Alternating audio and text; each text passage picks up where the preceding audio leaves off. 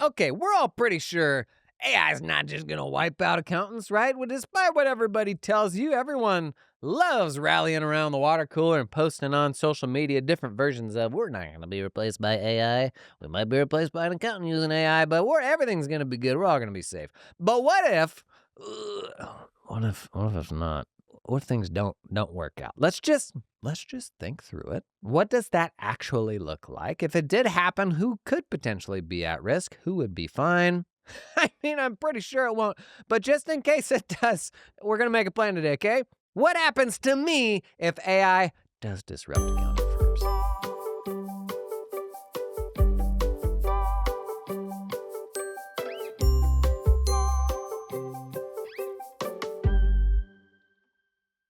I realize now I said what happens to me if AI disrupts accounting firms. That's unclear because it probably sounded like I'm talking about myself.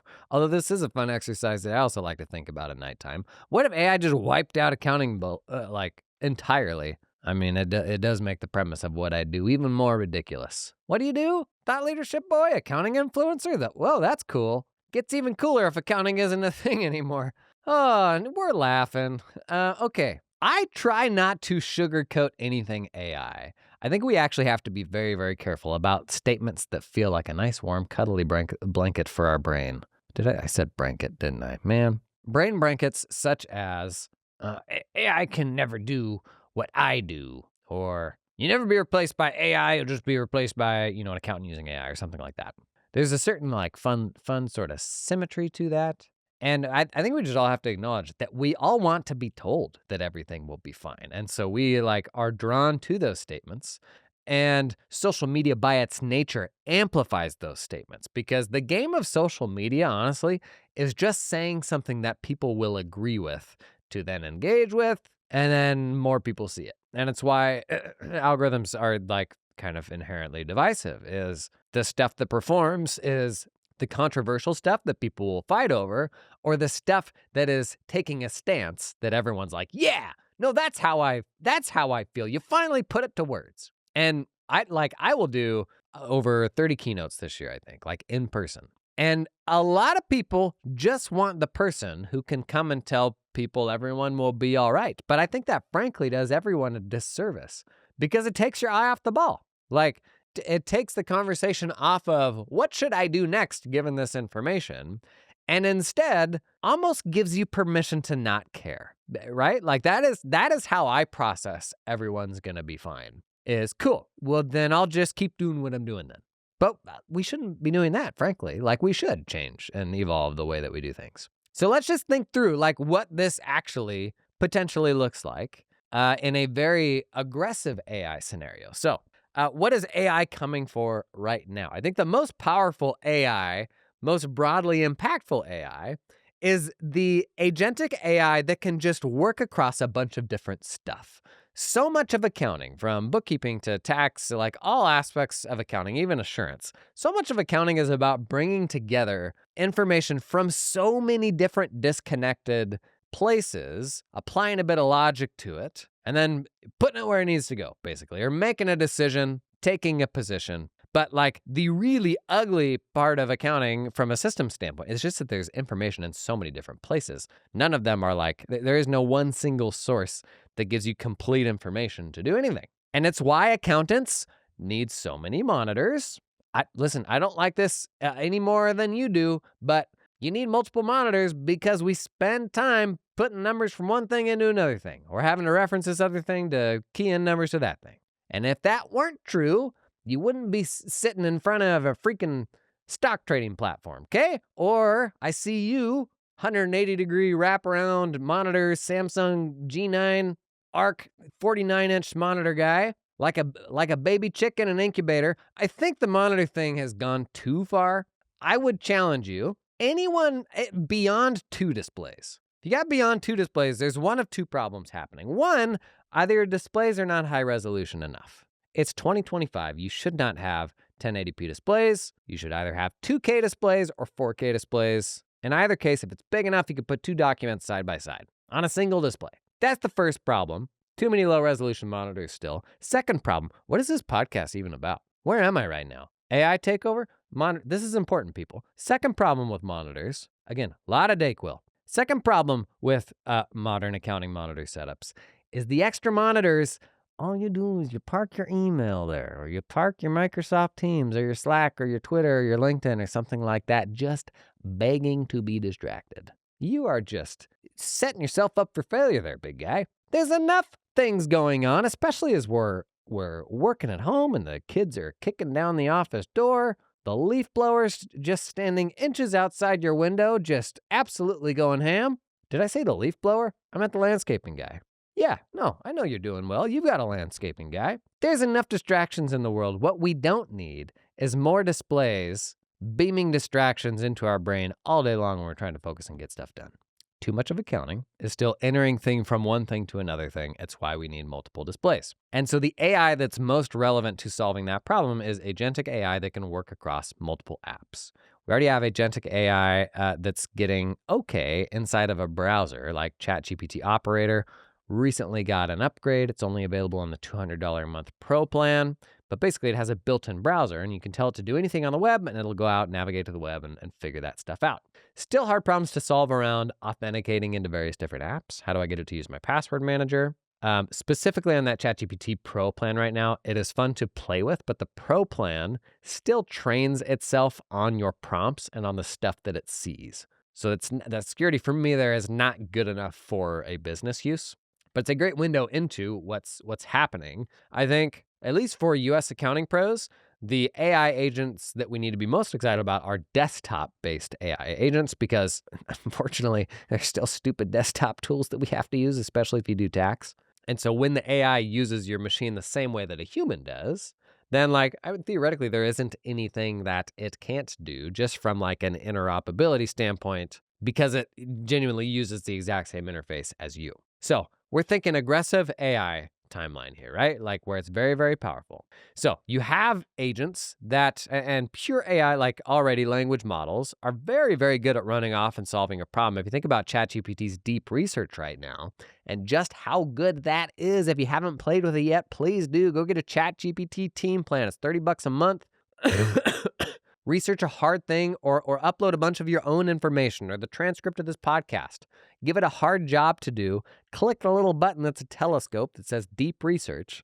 I have seen so many hard to impress people be impressed by ChatGPT's deep research. It'll work on the problem upwards of 10 minutes, come back with a really intelligent solution. There is no reason to believe that we can't anticipate that same level of intelligence when it comes to the AI being able to use and navigate a computer. So what does that mean? Well, I think it probably means we have a rising baseline for what are the things that can simply be done with pure tech. There have been countless software companies that have come and gone over the years that have said we are a pure tech play to getting bookkeeping done. It's the most common example.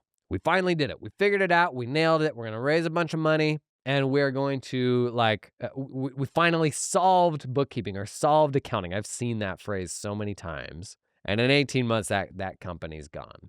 Or they pivot to being, like a pilot, something like that, a bench, QuickBooks Live Bookkeeping, which is just a accounting firm, essentially, that relies on automation but has a landing page that looks like it's a tech company. Reality behind the scenes there is they do invest a lot in engineering, so they'll have some tooling that you and I don't. Usually a ton of offshoring going on, so they're trying to take advantage of the lowest cost expertise they can to get that work done to sort of drive that cost down to nothing. But at the end of the day, it's not a fully automated solution. But that's probably changing with AI agents over the next couple of years.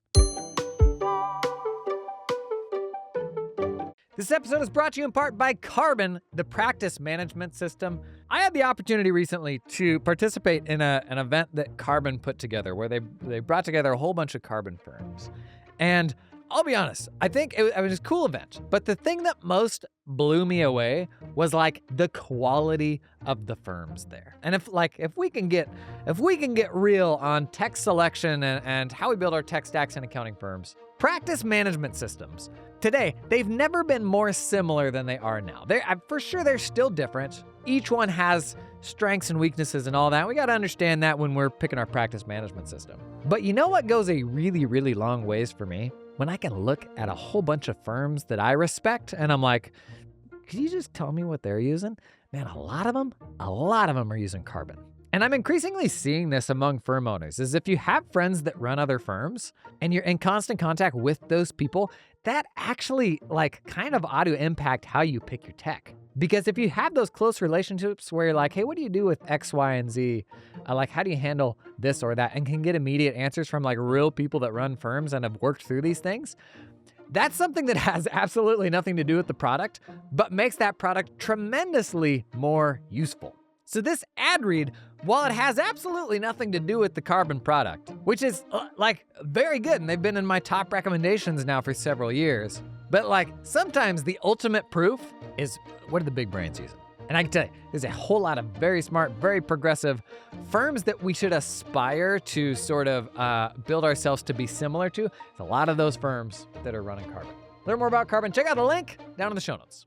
This episode is sponsored in part by Mercury, which I'm oh so happy about because I am actually a big Mercury fan, a user myself. So Mercury is a fintech that over 200,000 companies trust for banking and running their finances. Because the traditional way of getting this done, those platforms, big hot pile of new sponsor. There they go, walking right back out the door. Like I said, I'm a happy user myself. It is a modern platform. We liked it so much we actually moved all of my businesses to it. Now, Mercury for Accountants. It's a referral partner program that allows firms to give their clients VIP access to the Mercury product and unlock special perks. Tell me more. Dedicated onboarding and support for firms and clients. $1,000 referral bonus for every new, per eligible client. An advisor portal for easy team and client management. Mercury Pro for the firm. Nice. Check out the link down in the show notes to sign up and learn more. Disclaimer voice. Mercury is a fintech company, not a bank. Terms apply for bonus eligibility. See show notes for details. A lot of people got mad at me at my AI predictions at the end of last year. Everyone was talking to AI agents. I said, I don't actually think 2025 will be the year of the AI agent. I think we'll probably see that more in 2026. This year, we'll probably see AI agents being able to do some cool, very specific things. But for AI agents to truly take over, they need to, in a very open-ended way, be able to go out and kind of complete end-to-end tasks themselves. I don't see that happening this year. It's for sure something to keep an eye on. Feels more realistic that could come next year or the year following. So in practice, this looks like, in your practice management system, assigning a task to a bot instead of a person, which frankly, that's really, really exciting. If you think about a recurring task, maybe a month-end close ticking over. And right now there's, 27 tasks you do each month. For one of those tasks to be done by a computer, for 10 of those tasks to be done by a computer, honestly, I'm for that. That's exciting. So that reality is probably closer than we realize. The question will be, how much can it do? There's so many AI applications right now that are blocked by data silos, by it not having access to information. As soon as we have desktop AI agents where we can give them permission to access things, that there's for sure concerns there. My concerns are namely cutting these things loose to do things unmonitored. It's just like giving an intern the keys to the castle and they could potentially screw some things up. Something that we have to think about and something that we have to manage. But if you run a team, you're already thinking about that. You're already managing that. The upside to me here with AI agents, very, very exciting. Stuff as trivial as, people not following our naming convention just right for the work papers that we put into the file system and, AI agent Roomba overnight going through and fixing all that stuff automatically. There's so many trivial things like that it feels like we're so close to being able to solve in a more automated way. So those AI agents, ultimately, we can run as many of them at a time as you need. We're used to ChatGPT conversations, which are synchronous. That is one-to-one. We're talking back and forth with it like a human. AI agents, right now, they're slow. And they may be slow for a while, but that may not be that big of a deal because there's theoretically no limit on how many of them could be running simultaneously. So you start thinking about these things, become more and more powerful, and you're like, oh, geez, that's kind of spooky. Maybe my role looks a little bit more almost like this sort of puppet master where I've got these things out working for me, getting stuff done. A very common refrain that comes up here is, geez Louise, what are the interns gonna do? In fact, this is already coming up in a much more real way inside the world of software development, where large language models are very good at writing code. It's probably the thing that large language models are very best at, which there's some sort of sweet irony here, as engineers have been telling literally anyone in any industry, oh yeah, we're going to write some software and replace you for the last couple of decades. And the first thing that LLMs are like really profoundly good at is writing code. Now, they're like, these models can write code at levels that are far, far beyond even the average programmer now, but there's still a whole lot of programmers out there. It being very good at writing code doesn't solve a lot of things, like what code is worth writing. But what it has impacted more than anything else is like the junior level, like how you hire. And so you see a ton of companies that are in kind of a hiring freeze. And so we can make the same crossover to accounting. If I have these AI agents that are like very powerful for me, what does that do to the interns? It's a good question. Like it's interesting to think about. I will say one thing we don't always factor in is that we have an entire generation of kids who have now gone through school with ChatGPT. And if you had ChatGPT when you were in school, you would have been a freaking wizard with that thing. Like, I don't care if you want to call it cheating or not. Students have spent hundreds or thousands even of hours with AI tools in a way that you and I have not. And so I think while it's really hard to get your head around, like, well, what will these kids do if they didn't have to learn the exact same way that I learned and have to do X, Y, Z? And I mean, imagine how the people felt when we first got computers that would manage an accounting ledger, or the first generation of people that had software to prepare tax forms. I mean, what did those people say? Like, no, this next generation, they will not be capable of what I'm capable of because I did manual accounting on paper, or because we completed tax forms on paper. Imagine how those generations felt. Now, that's unthinkable to you and I, right? Like, that just seems wasteful. There's a lot of those things right now that we're blocked on, though, where it's like, okay, the person that just trusts AI to do this thing, rather than having to learn it and do it themselves the way that we did, that's actually a pretty good analogy to kind of the analog to software transition. And right now, AI is not perfect, but we're pretty darn close to it being, I would say, beyond the average, above average. And right now, it's probably already better than your intern. So what happens to the interns in that situation? Well, right now, I can tell you, accounting firms are really struggling to get up to speed with AI and to get their team to start developing this very important career skill, how to work with an AI assistant. But you know who's got that skill in spades? A whole generation of new accountants. There's a world where the next generation of accountants are like the most productive generation of accountants that we've ever had. And like, I would love for that to be the case. Frankly, like, it can't come soon enough, right? Like, we need these Zoomers or alphas or whatever we're even on now. We kind of need them to be the most productive generation of accountant we've ever had. So I'm not ready to pour one out for the youths quite yet, because I think they actually have something to bring to our firm that the rest of us are struggling with. So when your generalist AI agents are capable of doing really powerful things, one thing we've talked about is a byproduct of that is productized solutions. So not professional accounting or tax firms, but the software companies that say they do this stuff, they're going to get better. So your QuickBooks Live bookkeepings, your Bench, your pilots, whatever those more productized versions of what we do are, they will get better. And when they get better, they will come up market. So they're going to start serving the needs of more complex types of clients. And this is, again, we're talking about a pretty aggressive AI scenario here, just thinking about what is our place as accounting professionals in the market if AI gets really, really strong. These solutions come up market. And the answer for us, in the same way that it is right now, is, well, we got to move up market too. So we've talked about the example of TurboTax's like full done-for-you small business tax filing service starting at $1,600 for federal only. That is, I don't have the data on this. Actually, we might have the data on this. I believe that is above the average for the cost of a business return. If you looked at all tax firms, I would just say in the US. I would say most are charging less than $1,600. In fact, the average might actually be less than $800. And so we already have this problem of productized providers are already outpacing many firms. And the only way that you end up getting hosed by that is if we aren't able to separate what we ought to be doing versus what we ought to be referring down to some other service. So I have to be able to very confidently explain to my clients, if you're paying me $500 for a business tax return right now, I can point to QuickBooks' service and say, that's federal only. That's the starting price of $1,600. And you know what you're going to get? You're not going to get the collective experience of my whole firm. You're going to get one person they're going to work with 1 year, and then you're never going to see them again. And I'll tell you what they're not going to do. They're not going to go in, they're going to fix your books. They're not going to be there when you get a notice in a couple of months. And you're not ultimately going to build a relationship with them. That is a vastly different level of service. So what should I be charging? $1,600? No, like 2x that, 1.5x that. But I can tell you the answer isn't $500. And I mean, we already have people who know this and who are stuck on this. And we're dying on this hill because we're unwilling to be like, yep, no, we got this totally wrong, but we're just not willing to rip off the Band-Aid.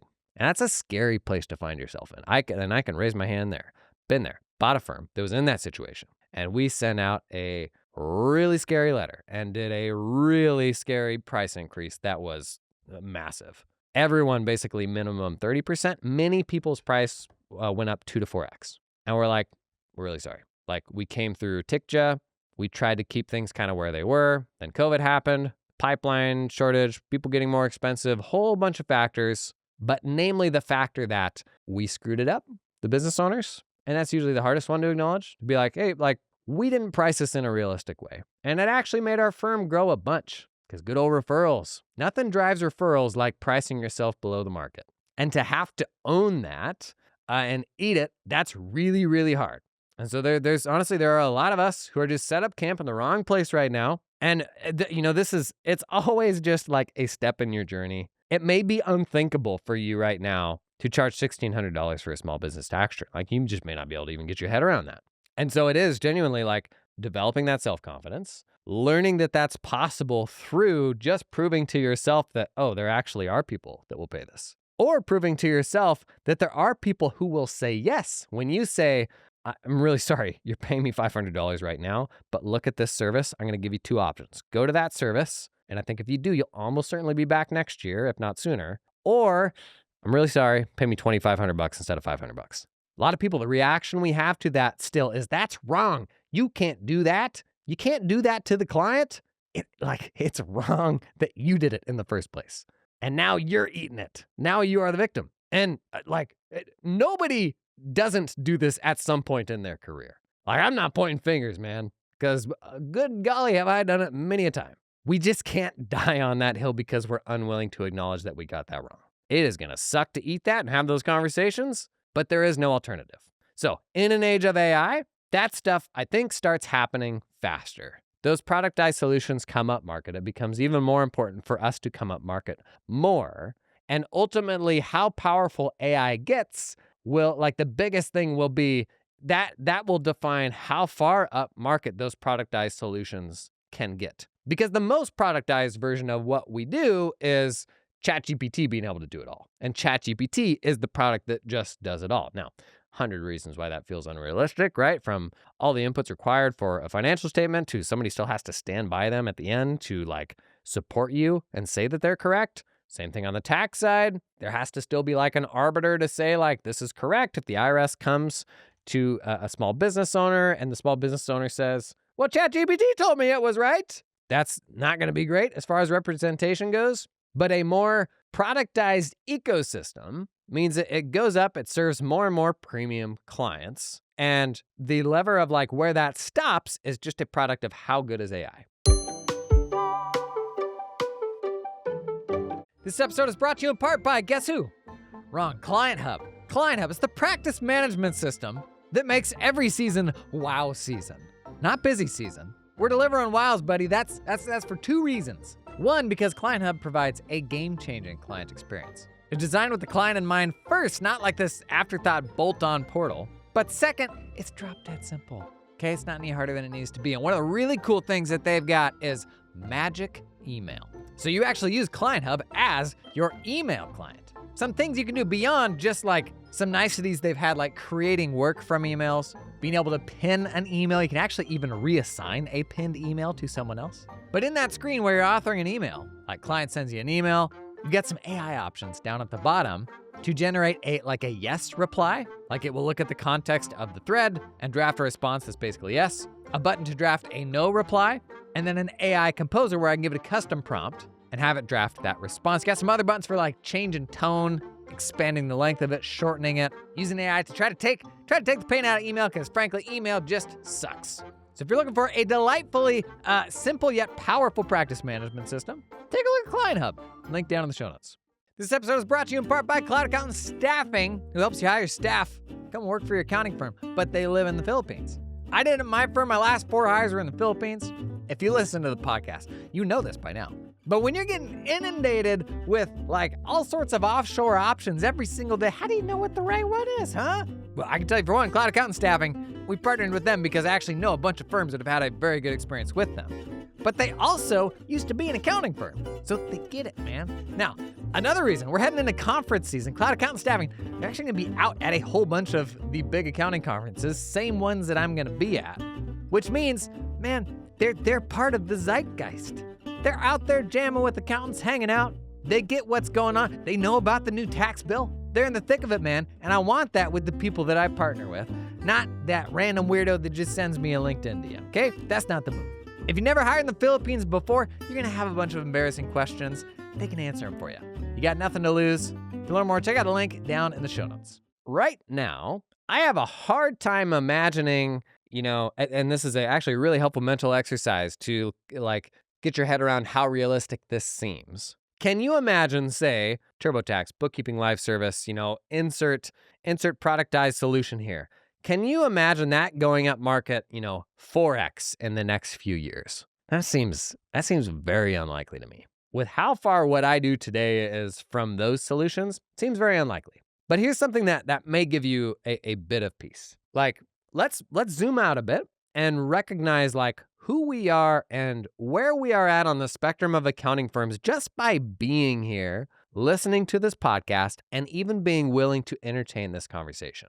Because I can tell you where most accountants and accounting firms are living, right under a big old rock. And most of us were this way for most of our career. Like, I still remember when I was coming of age in accounting firms, I'd get stuff in the mail, like a Journal of Accountancy or this, that, or the other thing. And I would love that stuff. Like that for me, that was like, getting the Christmas catalog when you're a kid. I would love that stuff. And I would flip through it. And that was the only window that I had to the broader accounting universe outside of the little bubble of my firm. This is early days, like early in my career. I loved that stuff. I ate it up. Now, at the time, were there places where I could go out and see a lot of that stuff online? Like, there was. These days, there's, 50 times as much of that stuff online in those spaces where you can go hang out. But the vast majority of this profession, they're offline. They're not consuming thought leadership around accounting. Most adults don't engage in self-improvement of any kind. And this is where, frankly, wherever you are at in the journey, you are just different by even being here. Like we're 25 minutes into a super nerdy, nuanced podcast, episode number 471 about running accounting firms. 471. That sounds like a lot to you. Imagine how it feels to me. I was thinking the other day, my wife married me 11 long years ago. She married a staff tax accountant at a small town accounting firm. I was making 50-some, low 50s a year, just doing 1040s tax stuff, and I wasn't very good at it. Imagine how she feels right now. I like to joke with her. Nobody understands what I do outside of the accounting space when I try to like kind of walk through like the stuff that I do from in-person events and YouTube and podcasts and all that stuff. Normal people don't understand it. My wife, bless her heart, she does her best. She doesn't understand it. I like to tell her like 2 decades from now, I'm going to tell her that I'm just like in the cartel or something. And she's going to be like, yeah, no, that actually makes a lot more sense than what you've been telling me that you do. Anyways, we're 471 episodes into a podcast. You're now 27 minutes deep into some podcast episode about how to make your accounting firm more AI ready. I got good news for you. You're in the 1%. I don't care where you're at in your journey right now, the way you are thinking and approaching accounting firms, it is ahead of the curve. And so what's a very dramatic AI scenario that we could consider here? What if AI disrupts 50% of the accounting profession? Can you imagine that? That is like asteroid level extinction event. I guess like a glancing blow by the asteroid because it didn't get everybody. That seems pretty far-fetched, right? The notion that AI could wipe out half of the accounting profession. How many people listening to this podcast right now are in the bottom 50th percentile? Not many. In fact, I would say none of them. You might be by a lot of metrics, but just by investing in yourself and engaging with this stuff, you're in the 1%, which means your track and your speed to getting to something better and finding a sustainable version of this, you have so many advantages than the folks who are offline under a rock and have chosen to be there, or maybe just haven't discovered that there's anything else out there yet. You are in such a better position than those folks. And in the scenario where AI comes in and serves a huge percentage of the small businesses out there, what remains is the unservable. The entrepreneurs whose needs are so complex and so out there and so unique that AI can't get that stuff done. And so who serves those entrepreneurs? It's you and me, man. It's us. Like, the only people that are left are these super, super unique entrepreneurs. And it makes accounting more mysterious. Like, is that still a thing? Accounting still needs to be a thing. People already feel this way. They're like, why do I need an accountant to prepare my tax return? Like, this all feels so quaint. Like, why do I need somebody to do my bookkeeping? How is this not a thing that's been automated already? Like, why do accountants need to exist? The only people that don't feel this way are the ones who have had a transformative accountant impact their kind of business journey. But people already feel this way about accountants. But in an age of a really, really strong AI where it will handle what we do for a lot of types of entrepreneurs, accountants just get more scarce in a way that, frankly, to me, I kind of love. Because what does my day-to-day look like? I work with the people who cannot be served by AI. And you know who becomes the biggest beneficiary of that? Me. We already have this really unique gig where all we do all day is talk to business owners who are such outliers in the world. I mean, the number of people you bump into in the street every single day, and what a tiny percentage of them are entrepreneurs. And then you get to go to your job, and those are all the people that you talk about. That's already a very cool opportunity. But even in an aggressive AI scenario where the only entrepreneurs left are like the most unique, nuanced, off the beaten path types of entrepreneurs for whom AI is not enough, for us to then be spending all of our time with those people, man, that still sounds pretty cool to me, right? And think about the person that you come out the other side as. Having spent all those time with those people, you don't think you're going to have access to opportunity in whatever that next thing looks like, even in a scenario where AI totally wipes out accounting. Doesn't seem that bad to me. And if we really do get to that point where like it wipes out all things accounting, it will have wiped out all things of a lot of things. Like, this is more like just a huge sort of civilization altering event at that point where, you know, everybody's sitting poolside. There's a lot of pickleball being played. Your children will have the choice of basically two vocations. They could become lifeguards or they can go to work for big pickleball.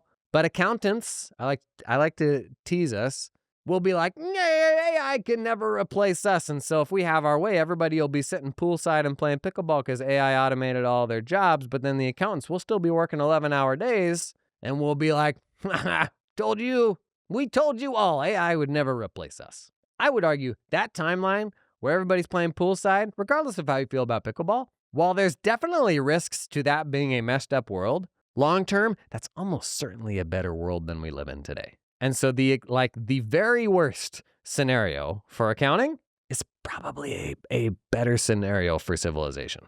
I guess in that timeline, gonna need a lot of medical, a lot of pickleball's hard on the knees, on the ankles, on the ears, on a lot of things. Probably a whole kind of supporting medical infrastructure around that as well. Hey, I got some dates to share with you. Jason in the Wild, I so badly want you to come out to an event and hang. This stuff is fun, but it doesn't match press and flesh, right? Whoa, can you say that? Press and flesh? What a disgusting expression. I was at AICPA Engage this week, but that is past. Coming up next, June 22nd, Orlando, Florida, the Sunshine State. I'll be at Scaling New Heights. We've got a meetup going one of the days at the Expo Hall. I would love to see you. Also, coming up in July, I've got dates in Los Angeles, Denver, Chicago, and Atlanta. Head over to jasononfirms.com to see all those dates, how to book tickets, RSVP, whatever it looks like, various different types of events. I'm just trying to meet you where you are, okay? Nothing's better than meeting and hanging in person. Got any thoughts on the AI stuff, any of that? Drop that stuff down in the comments, and I hope to see you out in the wild soon.